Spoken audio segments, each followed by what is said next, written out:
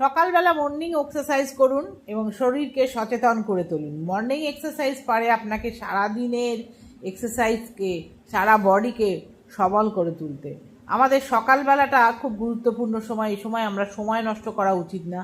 যেহেতু যেটুকু সময় পান 10 মিনিট 5 মিনিট আপনি এক্সারসাইজ করুন। ধীরে ধীরে সারা বডিকে মুভমেন্ট করে নেবেন। হ্যাঁ, 1 থেকে 10 বার করবেন, চেষ্টা করবেন বারবার করার। প্রত্যেক দিন অবশ্যই কিছুটা সময় হলেও করবেন। দেখুন, আমরা কি যোগা করছি সেটা বড় নয়, কি এক্সারসাইজ করছি সেটা বড় কথা নয়, কিন্তু আমরা রোজ যাতে করতে পারি সেটা দেখাটা কিন্তু বড় কথা। রোজ আপনাকে করতে হবে, তবে আপনি তার ফল পাবেন। দেখুন, খুব সোজা এক্সারসাইজ, শ্বাস নেবেন ছাড়বেন এবং তার সঙ্গে সঙ্গে শরীরকে যতটা পারবেন মুভমেন্ট করবেন, ধীরে ধীরে করুন। খুব তাড়াহুড়ো করার দরকার নেই। আপনি কোনো প্রতিযোগিতায় যাননি, যেহেতু ধীরে ধীরে করুন। আপনাদের ব্যাপক সাড়া আমাকে খুবই উদ্বুদ্ধ করে ভিডিও বানাতে।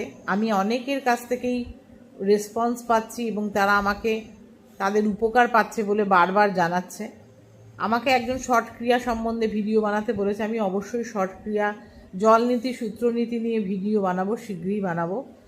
আপনারা আজকের এক্সারসাইজটি ভালো করে দেখুন। বেশি বড় এক্সারসাইজ না, 2 থেকে 3 মিনিটের এক্সারসাইজ অবশ্যই রোজ করবেন।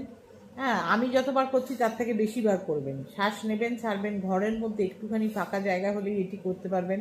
বিশাল বড় জায়গার দরকার নেই, আপনার বেশি সময়েরও দরকার নেই। আমি বলবো সবসময় সকালবেলা করতে যাবে। সকালবেলা করতে না পারলে আপনি বিকেলবেলাও করতে পারেন, সন্ধেবেলাও করতে পারবেন। চেষ্টা করবেন একটু খালি পেটে করার, একদম ভরা পেটে করবেন না। অল্প ব্রেকফাস্ট করে তার কিছুক্ষণ বাদে আপনি এই এক্সারসাইজগুলো করতে পারেন।